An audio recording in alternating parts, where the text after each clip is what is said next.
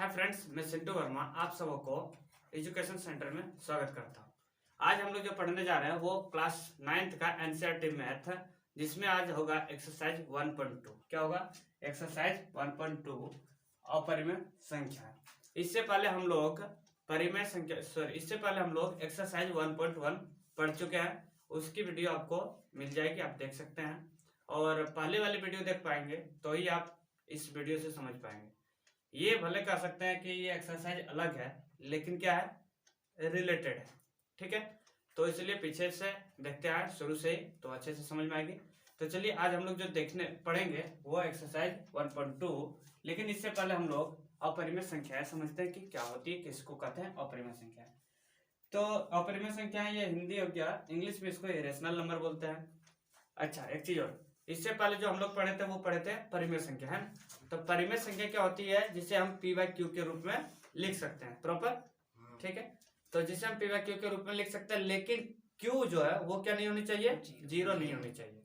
बाकी परिमेय संख्या, आपका प्राकृत संख्या जो होती है वो परिमेय संख्या हो सकती है, जो आपका पूर्ण संख्या होती है वो भी परिमेय संख्या होती है, आपका क्या बोलते हैं इसको, पूर्णांक संख्या जो होती है वो भी मेरा परिमेय संख्या होती है। तो अपरिमेय संख्या किसको कहते हैं, अब इसके बारे में हम लोग प्रॉपर्टी समझेंगे एक एक करके। ठीक है, सबसे पहले अपरिमेय संख्या अगर जानना हो तो अपरिमेय संख्या समझिए जिसे हम p/q के रूप में नहीं लिख सकते हैं। एक लाइन में क्या बोलते हैं, परिमेय संख्या किसको कहते थे, जिसे हम p/q के रूप में लिख सकते हैं। अपरिमेय संख्या किसे कहते हैं, जिसे हम p/q के रूप में नहीं लिख सकते हैं। पहली बात, एक प्रॉपर्टी क्या समझ लिए। ठीक है, इसमें एक क्या हो गया, जिसे p/q के रूप में नहीं लिखा जा सकता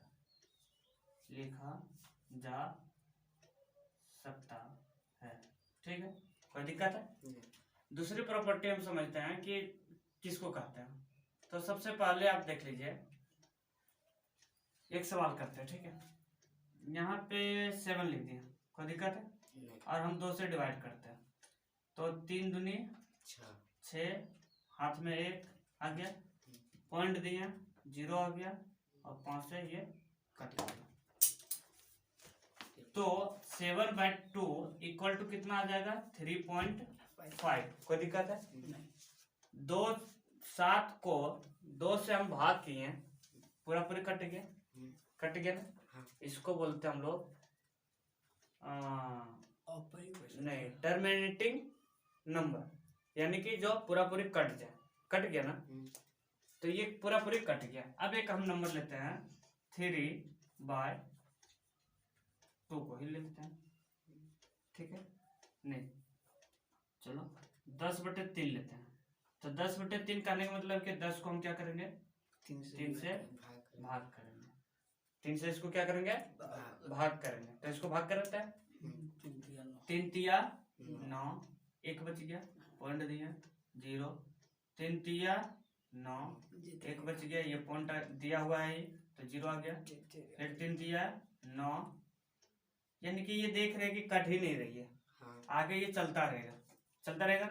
ये 3 क्या होगा, चलता रहेगा, यानी कि कहीं कटेगा, कहीं नहीं कटेगा, कहीं नहीं।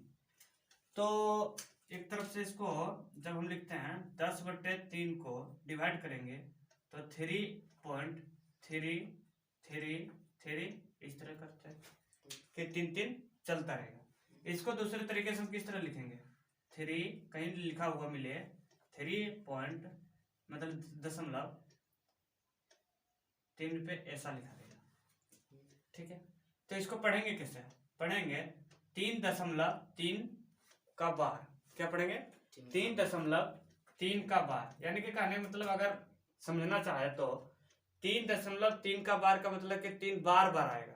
क्या आएगा, 3 बार आएगा, कहीं भी इसकी अंत नहीं होगी। इसमें हम देखें क्या कि 5 के बाद तो ये पूरी कट गई, अब लगेगा नहीं, लेकिन ये क्या है कि कट ही नहीं रही, तो इसको हम इस तरह से इसको लिख सकते हैं। समझ गए? इसको बोलते हैं हम लोग, ये परिमेय संख्या में आता है। किस में आता है, अभी हम परिमेय संख्या नहीं बता रहे, ये किस में आता है, परिमेय संख्या में। ठीक है, याद रखिएगा, ये परिमेय संख्या है क्योंकि पूरी कट रही है और p/q के रूप में लिख सकता है। ये भले ही नहीं कट रही हो लेकिन हम पी व क्यू के रूप में तो लिख सकते हैं ना। ये तो क्या बोलता है प्राकृत संख्या और ये भी प्राकृत संख्या है, तो पी व क्यू के रूप में लिख सकते हैं ना, भले कटे या ना कटे, है ना। लेकिन इससे हमको ये जानकारी मिल रही है कि इसको हम कहते क्या है ना। तो ये देखिए हम यहाँ पे जो बताने जा रहे हैं वो और इसमें देखिए अंतर क्या सो, थोड़ा सा समझने की कोशिश कीजिएगा। तो ये परिमेय संख्या है, ठीक है, लेकिन क्या था यहाँ कट गया पूरा पूरी और ये कट ही नहीं रही है। ऐसी और भी संख्या मिलेगी जो नहीं कटेगी, ठीक है। तो उसको हम इस तरीके से लिख सकते हैं। इसको हम यहाँ पे हटाते हैं थोड़ा सा और समझने की कोशिश करते हैं। ये जो है 3.3 का बार लिखे हुए हैं, नींद आ रही है क्या, समझ में आ रहा है? हाँ। तो 3 का बार लिखे हैं, तो उसी तरह से कहीं कहीं कैसा मिलेगा 4.23 का बार इस तरह। इसका मतलब क्या समझा, इसका मतलब क्या समझा, 4.23333 चलते रहेगा, है ना। कहीं मिले 1.2 और 1 का बार, तो इसका मतलब ये दोनों का बार रहेगा। तो इसका मतलब क्या हो 1.21 ये चलता ही रहेगा, ये यानी कि इसका कहीं अंत नहीं होगा, है ना। तो इसका मतलब ये समझा। लेकिन ये क्या है परिमेय संख्या, ठीक है। एक संख्या कैसी होती है वो अब हम आप लोग को बताते हैं। एक संख्या होती है जैसे कि लिख दिया हम, चलिए इसको हटा ही देते हैं। ये समझ में आ गई ना कि हम परिमेय संख्या को एक तो पूरा पूरी कटा सकते हैं, एक को हम पूरा पूरी नहीं कटा सकते, है ना। कोई दिक्कत है नहीं। तो हम इसको हटाते हैं, इसको बगल में रख देते हैं, उसको हटा के देखते हैं, ठीक है। तो इसमें दूसरी चीज क्या एक रहता है 1.01000100001 ऐसे ही चलता है। क्या हो रहा है देखिए यहाँ पे पहले 1 0 1 1 बनता है, 2 0 1 3 0 1 4 0 1, अब क्या आएगा 5 0 1 6 0 1। यानी कि ये भी कोई ना कोई संख्या है, लेकिन क्या हो रही है इसकी कोई लिमिट नहीं कि कब क्या आ जाए, कटेगा ये भी नहीं। यहाँ क्या था कि ये भी नहीं कटा, लेकिन इसमें हमको पता चला कि पॉइंट के बाद जो एक अंक जो भी रिपीट होगा 1 या 2 वो बराबर वही रिपीट हो रहा है। लेकिन यहाँ पे एक बार गौर से देखिए, यहाँ पे एक ही अंक रिपीट हो रहा है क्या, नहीं हो रही है। क्यों, क्योंकि यहाँ पे 0 1 ये 2 अंक है, फिर 0 1 आता तो उस कैटेगरी में डाल देते हैं। लेकिन क्या हुआ 0 यहाँ पे डबल आ गया, यहाँ पे 3 आ गया, यहाँ पे 4 आ गया, आगे हो सकता है 5 आए 6 आए 7 आए, ऐसे बढ़ते रहेगा। तो इसका कोई लिमिट नहीं कि क्या आ जाएगा, है ना। तो ये हमारा क्या होता है अपरिमेय संख्या।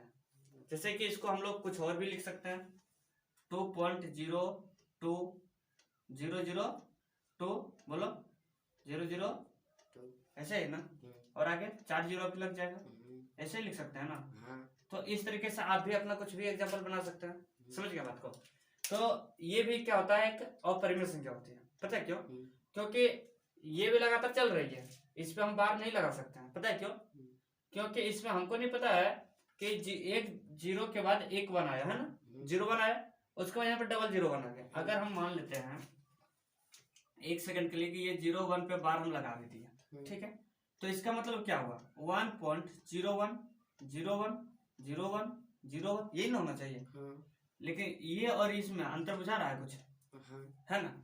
यहाँ पे सिंगल 0 1 है, फिर सिंगल 0 1 है, यहाँ पे क्या डबल हो गया, यहाँ ट्रिपल हो गया, 4 हो गया, आगे 5 हो जाएगा, है ना। तो इसलिए इसमें और इसमें बहुत अंतर है ना। तो इसलिए इसमें हम बार नहीं लगा सकते, और बार जब नहीं लगे तो ये भी क्या हो जाएगा अपरिमेय संख्या हो जाएगी, है ना।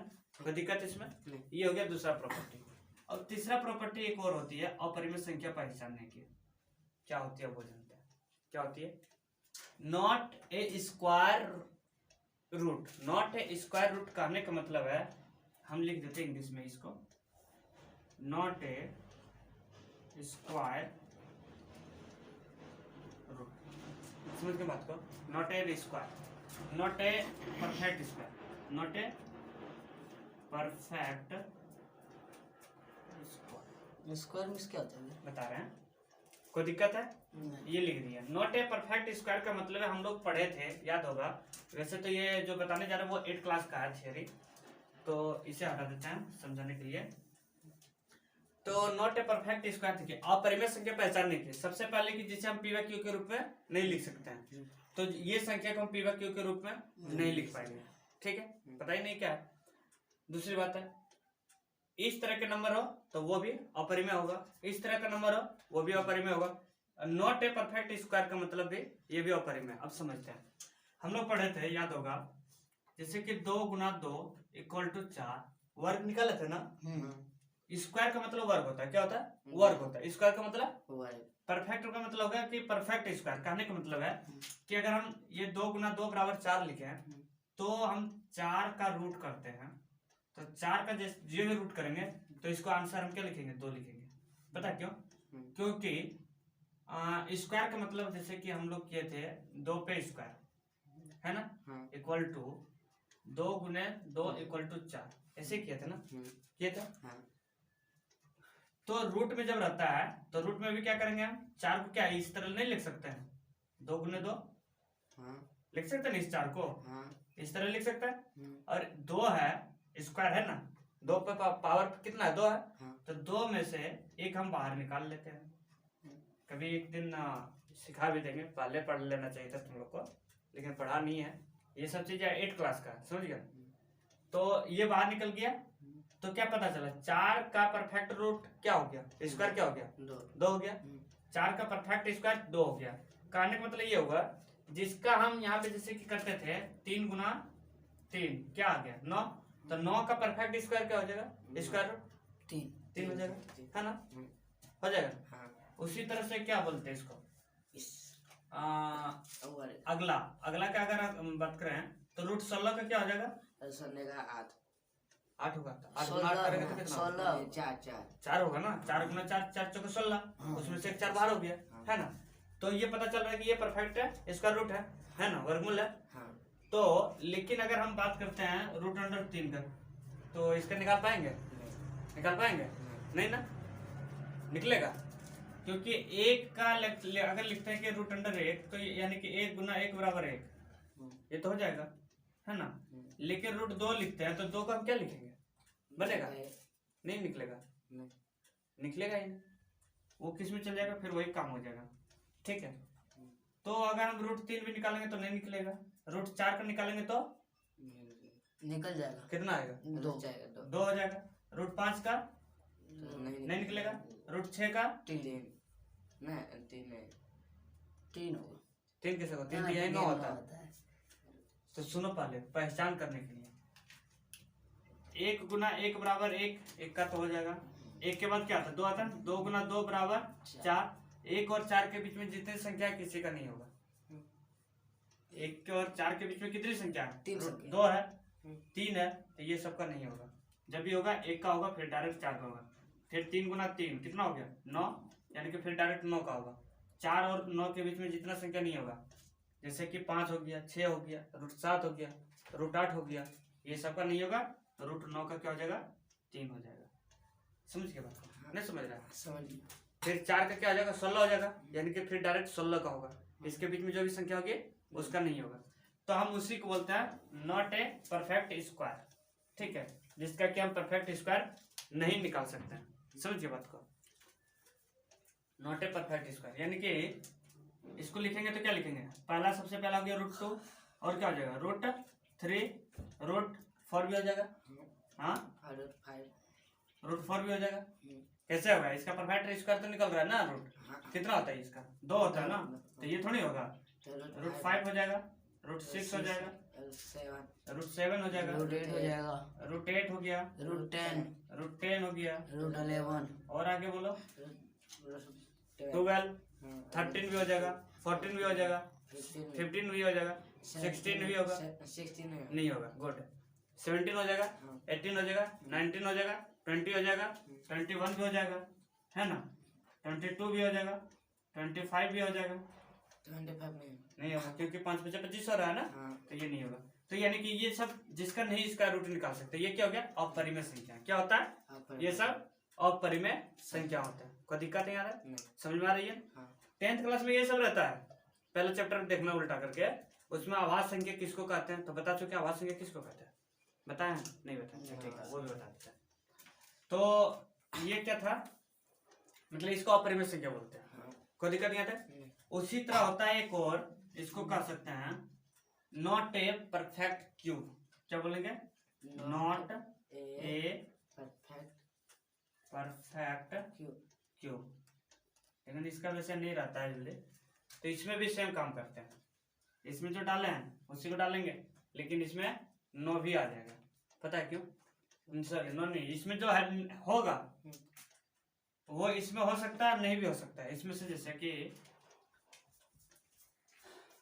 8 को लेते हैं, ठीक है। तो 8 को हम 2 का क्यूब करेंगे। क्यूब मतलब हो गया घन, क्यूब किए तो 2 गुना 2 गुना 2 ऐसे लिखेंगे तो कितना हो जाएगा? 8 हो जाएगा। तो 2 के लिए 8 आया, 1 के लिए 1 ही आएगा। 1 और 8 के बीच में जितनी संख्या वो सारा इसमें आ जाएगा, 8 को छोड़ के। लेकिन इस 4 में भी नहीं आएगा, क्योंकि 4 तो इसमें आ चुका था ना, इसलिए अगर ये समझ में नहीं आ रहा तो कोई दिक्कत नहीं, ये वैसे रहता भी नहीं है। ये समझ में आया? हाँ। तो इतने संख्या को ही अपरिमेय संख्या कहते हैं। एक लाइन में समझ में क्या हुआ? इतना को ही अपरिमेय संख्या कहते हैं। समझ में आ रहा है? तो अपरिमेय संख्या निकालने के लिए समझ गया, अपरिमेय मतलब पहचान लिया ना कि अपरिमेय संख्या किसको कहते हैं? ये अपरिमेय संख्या हुआ। अब एक चीज और समझना है जो रिलेटेड करता है, एक चीज। हाँ, हम लोग चैप्टर का नाम क्या पढ़ रहे हैं? चैप्टर कौन सा पढ़ रहे हैं? 1.2 वास्तविक संख्या। हाँ वास्तविक वास्तविक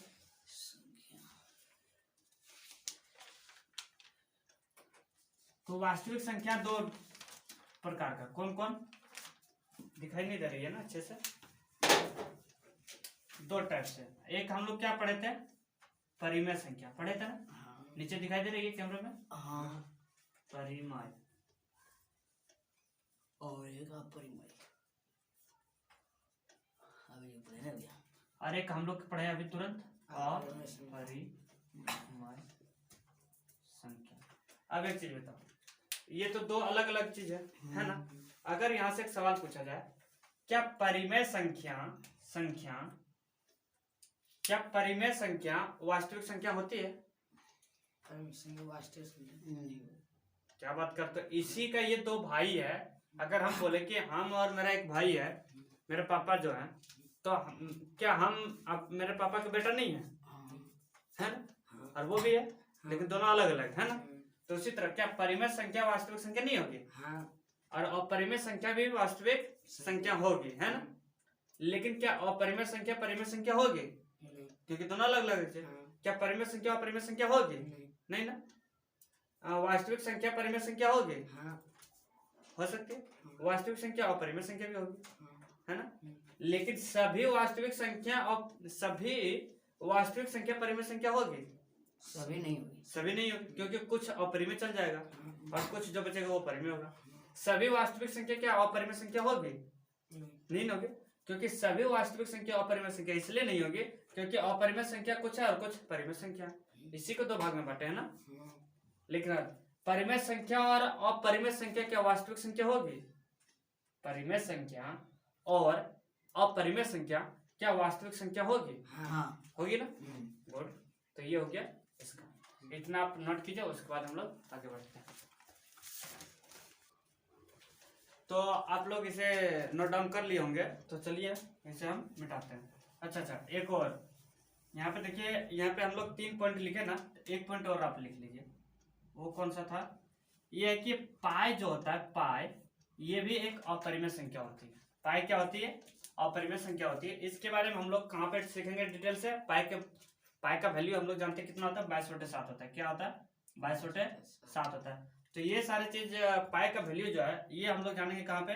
तो क्षेत्रमिति जब पढ़ेंगे, समझ गए, उसमें समझेंगे, ठीक है। लेकिन अभी क्या जानना है कि क्षेत्रमिति नहीं है, क्या बोलते हैं, एरिया में, ठीक है।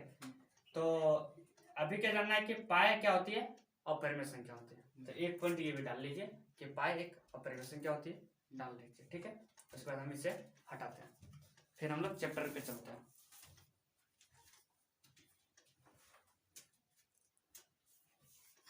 तो हो गया, हटाए, तो चलिए इसे हटाते हैं। आप लोग भी ध्यान से देखिए, आप अपना बुक निकाल लीजिए आप लोग भी, और साथ में देखिएगा, बुक निकाल लो, ठीक है। और सवाल देखिए, सबसे पहला सवाल है, नीचे दिए गए कथन सत्य हैं या असत्य हैं?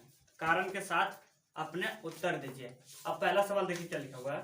पहला सवाल का पहला पॉइंट है, प्रत्येक अपरिमेय संख्याएं एक वास्तविक संख्या होती है? सत्य है या असत्य है? पहले ये बताओ। प्रत्येक अपरिमेय संख्याएं क्या वास्तविक संख्या होती है? सत्य या असत्य? असत्य। असत्य। असत्य है। हाँ, पहले एक बार ये कारण बता दो हमको क्यों असत्य है। क्योंकि अपरिमेय संख्या में जो प्रत्येक अपरिमेय संख्या, नीचे अभी हम लिखवाए थे वास्तविक संख्या, परिमेय संख्या, अपरिमेय संख्या। प्रत्येक अपरिमेय संख्या क्या वास्तविक संख्या नहीं होगी? हाँ, तभी बोलते हैं असत्य है। हाँ? प्रत्येक अपरिमेय संख्या, वास्तविक संख्या का दो भाग, मतलब उसका दो भाग ही है, ठीक है। हाँ, पहला था परिमेय संख्या, दूसरी थी अपरिमेय संख्या।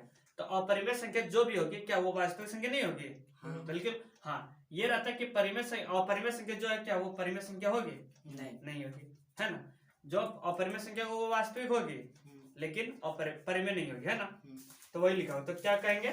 सत्य। असत्य। कारण देंगे, क्योंकि कारण में लिखेंगे क्योंकि वास्तविक संख्या, ठीक है हम लिख देते हैं वैसे। तो पहला सवाल का पहला आंसर डायरेक्ट लिख रहे हैं, ठीक है। आप क्वेश्चन देख लीजिएगा क्या लिखा हुआ है कि अपरिमेय संख्या, प्रत्येक अपरिमेय संख्या, प्रत्येक यहाँ पे पहले सबसे पहले तो हम लोग लिखेंगे सत्य, ठीक है। अब कारण लिखेंगे, कारण में क्या देंगे? प्रत्येक परिमेय संख्या, प्रत्येक अपरिमेय संख्या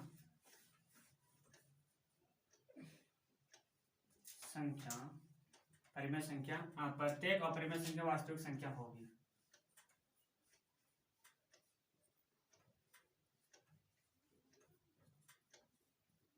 है ना, कोई दिक्कत है? क्योंकि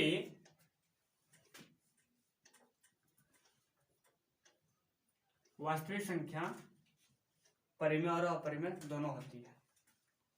क्योंकि लिखेंगे वास्तविक संख्या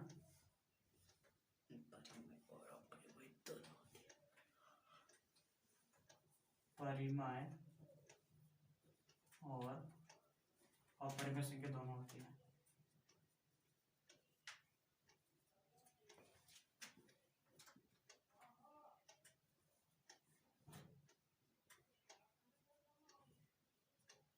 ओके, इसी तरह से पढ़ा लिख देंगे, क्या दिक्कत है? अपने मन से जो आता है वो लिखेंगे। दूसरी सवाल है, संख्या रेखा का प्रत्येक बिंदु रूट m के रूप का होता है, जहां m एक प्रकृत संख्या है। प्रत्येक संख्या रेखा का प्रत्येक बिंदु रूट m के रूप का होता है, क्या सत्य है या असत्य है? ये बता हमको।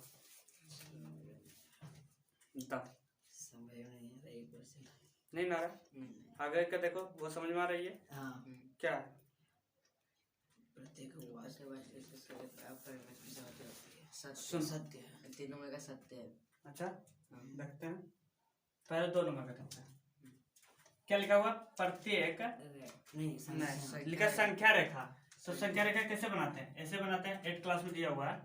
यहाँ पे हम 0 रखते हैं और 0 किधर चलते हैं तो 1 2 3 4 प्लस में, इधर चलता है तो -1 -2 -3 -4 चलते रहते हैं, ठीक है। तो रूट m है ना, रूट m का मतलब कि ये रूट हो गया, रूट हो गया, रूट हो गया, रूट हो गया। इधर जितना भी जाएंगे सब में रूट चढ़ाते हैं, ये सभी पहले जस्ट सीखे हम लोग। लेकिन माइनस में रूट हम लोग नहीं चढ़ा सकते हैं। क्या करते हैं? नहीं चढ़ा सकते। माइनस में रूट क्या करता है? नहीं चढ़ा सकते। इसलिए ये असत्य है।